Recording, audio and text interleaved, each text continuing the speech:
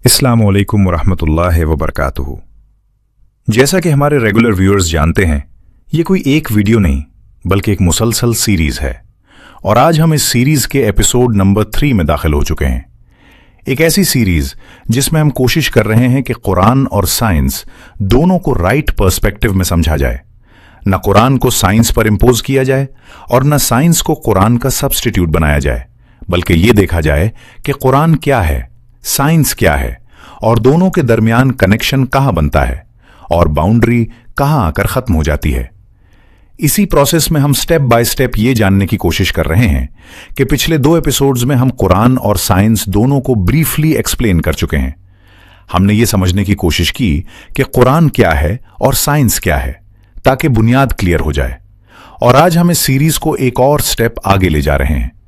आज की गुफ्तगू कुरान और साइंस के मेथड पर होगी, यानी कुरान इल्म कैसे देता है, साइंस इल्म कैसे हासिल करती है और इन दोनों मेथड्स के जरिए जो नॉलेज हासिल होती है उसकी नेचर क्या है। आज हम दोनों का कंपैरिजन करेंगे ताकि यह समझा जा सके कि इंसान कुरान के जरिए हकीकत को कैसे समझता है और साइंस के जरिए कायनात को कैसे ऑब्जर्व करता है। और सबसे अहम बात यह कि दोनों के जरिए हासिल होने वाला इल्म किस दर्जे का है और कहां तक महदूद है। और इन पर गौर करते हुए हम कुछ इंपॉर्टेंट एस्पेक्ट्स को समझने की कोशिश करेंगे। Islamic concept clarity. इंसान हमेशा जानना चाहता है, लेकिन सवाल यह है हम जानते कैसे हैं। इसी सवाल का जवाब हमें ले जाता है मेथड ऑफ साइंस की तरफ। साइंस की शुरुआत होती है ऑब्जर्वेशन से। ऑब्जर्वेशन का मतलब है किसी चीज को गौर से देखना, बगैर जजमेंट के, बगैर नतीजा निकाले। चीजें गिरती हैं, पानी उबलता है, बीमारी फैलती है। यहां साइंस सिर्फ देखती है, फैसला नहीं करती। और जब इंसान सिर्फ देखता नहीं बल्कि गौर करता है तो एक सवाल खुद ब खुद पैदा होता है। यहां से क्वेश्चन जन्म लेता है। यह सवाल वाज़ेह होता है, स्पेसिफिक होता है और टेस्ट किया जा सकता है। Why does this happen? How does this work? Science में गलत सवाल गलत रास्ता बना देता है और जब सवाल वाज़ेह हो जाए तो अगला लॉजिकल कदम यह होता है कि पहले क्या मालूम है। यहां साइंस दाखिल होती है रिसर्च में। पुराना इल्म देखा जाता है, पिछले एक्सपेरिमेंट्स, पुराने कंक्लूजन्स, क्योंकि साइंस अकेली नहीं चलती, ये कलेक्टिव नॉलेज पर बिल्ड होती है। और जब पिछला इल्म सामने आ जाता है तो जहन एक मुमकिना जवाब बनाने लगता है। यह मुमकिना जवाब कहलाता है हाइपोथेसिस। ये एक टेम्पररी एक्सप्लेनेशन होती है। If this happens then that should happen. यह सच नहीं होता, यह सिर्फ टेस्टेबल आइडिया होता है। लेकिन साइंस आइडियाज पर रुकती नहीं, वो उन्हें आजमाना चाहती है। इसीलिए हाइपोथेसिस ले जाती है एक्सपेरिमेंट की तरफ। कंट्रोल्ड एनवायरनमेंट बनाया जाता है, वेरिएबल्स महदूद की जाती हैं ताकि रिजल्ट क्लियर हो। यहां इमेजिनेशन खत्म हो जाती है और रियलिटी बोलना शुरू करती है। और जब एक्सपेरिमेंट कंप्लीट हो जाता है तो साइंस कहानी नहीं सुनाती, वो एविडेंस जमा करती है। एक्सपेरिमेंट के बाद साइंस कलेक्ट करती है डेटा, नंबर्स, मेजरमेंट्स, ऑब्जर्वेशंस, क्योंकि साइंस ओपिनियंस पर नहीं डेटा ड्रिवन होती है। लेकिन डेटा खुद फैसला नहीं करता, उसे समझना पड़ता है। यहां डेटा को एनालाइज किया जाता है, ग्राफ्स, स्टैटिस्टिक्स, कंपैरिजन। यह देखा जाता है कि डेटा हाइपोथेसिस को सपोर्ट करता है या कॉन्ट्रडिक्ट। और जब डेटा की जबान समझ आ जाए तो नतीजा खुद सामने आ जाता है। यहां साइंस कंक्लूजन पर पहुंचती है, या तो हाइपोथेसिस करेक्ट था या हाइपोथेसिस रिजेक्ट हो गया। और साइंस में रिजेक्ट होना फेलियर नहीं होता, यह लर्निंग होती है। लेकिन साइंस एक नतीजे पर भी रुक नहीं जाती। इसीलिए साइंस कहती है रिपीट इट। दूसरे साइंटिस्ट वही एक्सपेरिमेंट दोबारा करते हैं। अगर रिजल्ट सेम हो तो नॉलेज रिलायबल हो जाती है। और जब नॉलेज रिलायबल हो जाए तो एक नया सवाल जन्म लेता है और वही नया सवाल पूरे प्रोसेस को दोबारा शुरू कर देता है। इसीलिए साइंटिफिक मेथड एक स्ट्रेट लाइन नहीं, ये अ कंटिन्यूअस साइकिल है। साइंस ये दावा नहीं करती कि ये फाइनल ट्रूथ है, वो सिर्फ ये कहती है वी आर स्टिल लर्निंग। और यही है मेथड ऑफ साइंस। अब तक हमने जाना कि साइंस का मेथड क्या है, लेकिन सवाल यह है ये मेथड रियलिटी में अप्लाई कैसे होता है। आइए एक सिंपल एग्जाम्पल से पूरा प्रोसेस देखते हैं। फर्ज कीजिए एक इंसान ने यह ऑब्जर्व किया, जब पानी को आग पर रखा जाता है तो कुछ देर बाद वो उबलने लगता है, बुलबुले बनते हैं, भाप उठती है। यह है ऑब्जर्वेशन। यहां कोई वजह नहीं बताई गई, सिर्फ जो देखा गया वो नोट किया गया। और जब ये ऑब्जर्वेशन बार बार सामने आई तो जहन में एक सवाल पैदा हुआ। यह सवाल था, why does water boil when heated? पानी गर्म करने से यह रिएक्ट क्यों करता है? बुलबुले क्यों बनते हैं? यह सवाल वाज़ेह था, स्पेसिफिक था और टेस्ट किया जा सकता था। और जब सवाल क्लियर हो गया तो अगला स्टेप यह था कि पहले क्या मालूम है। यहां साइंटिस्ट ने रिसर्च की, पुराना नॉलेज देखा, हीट क्या होती है, मॉलिक्यूल्स क्या होते हैं, टेम्परेचर का इफेक्ट क्या है। पता चला कि हीट एनर्जी मॉलिक्यूल्स को मूव कराती है। और इसी नॉलेज की बुनियाद पर एक पॉसिबल आंसर जहन में बना।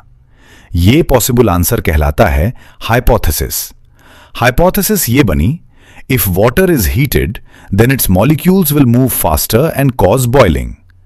यह सच नहीं था, यह सिर्फ टेस्टेबल एक्सप्लेनेशन थी। और चूंकि यह टेस्ट हो सकती थी, इसलिए अगला कदम एक्सपेरिमेंट था। अब एक्सपेरिमेंट किया गया, पानी एक बर्तन में लिया गया, हीट सोर्स अप्लाई किया गया, टेम्परेचर मेजर किया गया, सारे कंडीशन कंट्रोल में रखी गईं। यह देखा गया कि हीट बढ़ाने पर क्या वाकई बॉइलिंग होती है या नहीं। एक्सपेरिमेंट मुकम्मल हुआ, लेकिन साइंस अभी फैसला नहीं करती। अब कलेक्ट किया गया data, temperature readings, time duration, boiling point. यह रिकॉर्ड किया गया कि पानी तकरीबन 100 डिग्री सेंटीग्रेड पर उबलता है। यह डेटा बात नहीं करता, लेकिन एविडेंस बन जाता है। और एविडेंस को समझने के लिए एनालिसिस जरूरी था। अब डेटा को एनालाइज किया गया, ग्राफ बनाया गया, टेम्परेचर वर्सेस टाइम कंपेयर किया गया। यह देखा गया कि टेम्परेचर बढ़ने के साथ मॉलिक्यूलर मूवमेंट भी बढ़ी। और जब पिक्चर क्लियर हो गई तो साइंस नतीजे तक पहुंची। कंक्लूजन ये निकला, water boils because heat increases the motion of its molecules. यानी हाइपोथेसिस सपोर्ट हो गई। लेकिन याद रखिए, यह फाइनल ट्रूथ नहीं था, क्योंकि साइंस एक एक्सपेरिमेंट पर रुक नहीं जाती। दूसरे साइंटिस्ट ने भी यही एक्सपेरिमेंट किया, different places, different conditions. Result वही आया और नॉलेज स्ट्रांग हो गई। और इसी स्ट्रांग नॉलेज ने नए सवालात पैदा किए। क्या प्रेशर बदलने से बॉइलिंग पॉइंट बदलेगा? क्या एल्टीट्यूड का असर होगा? और यूं एक सिंपल ऑब्जर्वेशन नए एक्सपेरिमेंट्स की बुनियाद बन गई। इसीलिए साइंटिफिक मेथड कभी खत्म नहीं होता। यह था मेथड ऑफ साइंस, एक एग्जाम्पल के जरिए, ऑब्जर्वेशन से कंक्लूजन तक और कंक्लूजन से नए सवाल तक। उम्मीद है कि अब तक की डिस्कशन के जरिए आप सबको साइंटिफिक मेथड अच्छी तरह समझ में आ गया होगा कि साइंटिफिक मेथड क्या है, यह किस तरह काम करता है। और यह एक ऐसा प्रोसेस है जो एक कंटिन्यूअस साइकिल की तरह हमेशा चलता रहता है। लेकिन यहां एक और बात समझना भी इतनी ही जरूरी है, और वो ये कि जिस तरह साइंटिफिक मेथड इंसान को इल्म तक पहुंचाता है, इसी तरह इस मेथड की कुछ लिमिटेशंस भी हैं। और अब हम इसी पहलू को समझने की कोशिश करेंगे। यह बात बिल्कुल दुरुस्त है कि साइंटिफिक मेथड इंसान को नॉलेज तक ले जाता है, लेकिन साइंस खुद यह दावा नहीं करती कि वो सब कुछ जान चुकी है, क्योंकि खुद साइंस ये मानती है कि कायनात में अभी भी बेशुमार चीजें अननोन हैं, मिस्टीरियस हैं, ऐसी हकीकतें जिनकी नेचर, जिनकी रियलिटी और जिनकी असल वजह अभी इंसान की समझ से बाहर है। यही वजह है कि साइंटिफिक मेथड अपने उसूलों में एक बुनियादी बात शामिल रखता है, ओपननेस टू चेंज। यानी साइंस हमेशा इस पॉसिबिलिटी को एक्सेप्ट करती है कि आज जो हमें सही लग रहा है, कल वो इनकम्प्लीट या हत्ता के गलत भी साबित हो सकता है। साइंस अपने कंक्लूजन्स को फाइनल ट्रूथ नहीं कहती, बल्कि उन्हें टेम्पररी बेस्ट एक्सप्लेनेशंस समझती है। इसीलिए साइंस हत्ता के प्रूव थ्योरीज पर भी ब्लाइंड कंफर्मेशन में नहीं रहती। वो हमेशा ये दरवाजा खुला रखती है कि फ्यूचर में कोई नई डिस्कवरी हो जाए, कोई नई टेक्नोलॉजी आ जाए या कोई नया एक्सपेरिमेंट पुराने रूल्स को चैलेंज कर दे। और अगर ऐसा हो जाए तो साइंस अपने आप को अपडेट कर लेती है। आज से 100 साल बाद की नस्लें वो ऐसी टेक्नोलॉजी रखेंगी जो आज हमारे तसव्वुर में भी नहीं। वो ऐसे टूल्स डेवलप करेंगी जिनके जरिए वो चीजें भी ऑब्जर्व कर सकेंगी जो आज हमारी आंख से इनविजिबल हैं। और मुमकिन है वो ऐसी डिस्कवरीज कर लें जो आज के एस्टैब्लिश साइंटिफिक प्रिंसिपल्स को रिवाइज कर दें। मिसाल के तौर पर क्वांटम फिजिक्स को देख लीजिए। ये वो लेवल है जहां क्लासिकल फिजिक्स के कवानीन अप्लाई नहीं होते। यहां मैटर पार्टिकल भी होता है और वेव भी। यहां सर्टेनिटी नहीं होती बल्कि प्रोबेबिलिटी होती है। यहां कॉज और इफेक्ट हमेशा लीनियर नहीं होते। और साइंस खुले लफ्जों में मानती है कि क्वांटम वर्ल्ड अभी भी पूरे तौर पर समझ में नहीं आया। डार्क मैटर क्या है? डार्क एनर्जी क्या है? टाइम की असल रियलिटी क्या है? कॉन्शियसनेस की नेचर क्या है? ये सब ऐसे बुनियादी सवालात हैं जिन्हें साइंस अभी तक सॉल्व नहीं कर सकी। और साइंस इस बात पर शर्मिंदा नहीं बल्कि ईमानदारी से कहती है, वी डोंट नो येट। इसीलिए यह बात समझना बहुत जरूरी है कि साइंस इंप्लीमेंटेशन देती है, प्रिडिक्शन देती है और यूजफुल मॉडल्स देती है, लेकिन एब्सोल्यूट ट्रूथ का दावा नहीं करती। अल्टीमेट रियलिटी, फाइनल रीजन और आखिरत वाय के मामले में साइंस अपनी हद मानती है।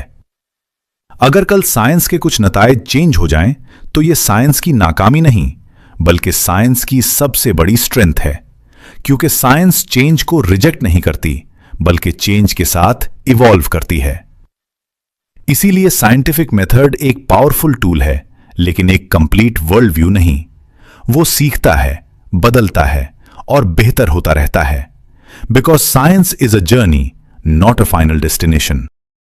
ये बात यहां बिल्कुल क्लियर होनी चाहिए कि अब तक हमने जो कुछ बयान किया है वो साइंस का पूरा मेथड नहीं था, बल्कि ये साइंस को अंडरस्टैंड करने का पहला कदम था। दूसरे लफ्जों में, ये वो फाउंडेशन है जिस पर साइंस की मेथड को आगे चलकर सही तरीके से समझा जा सकता है। ये वो लेवल है जिसके बगैर साइंस की डीपर अंडरस्टैंडिंग मुमकिन ही नहीं।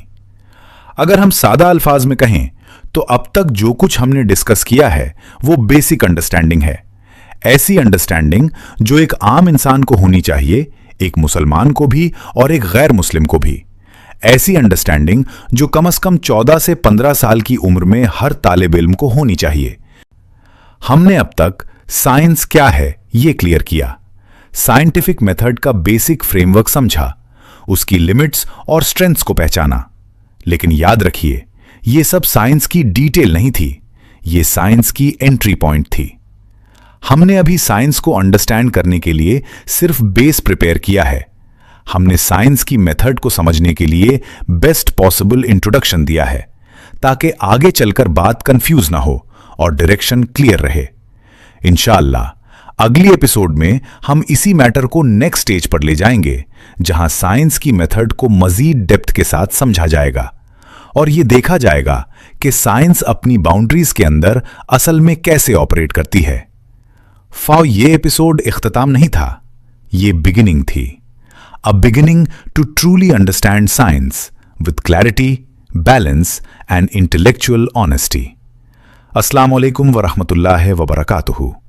अगली वीडियो में मुलाकात होगी इंशाअल्लाह।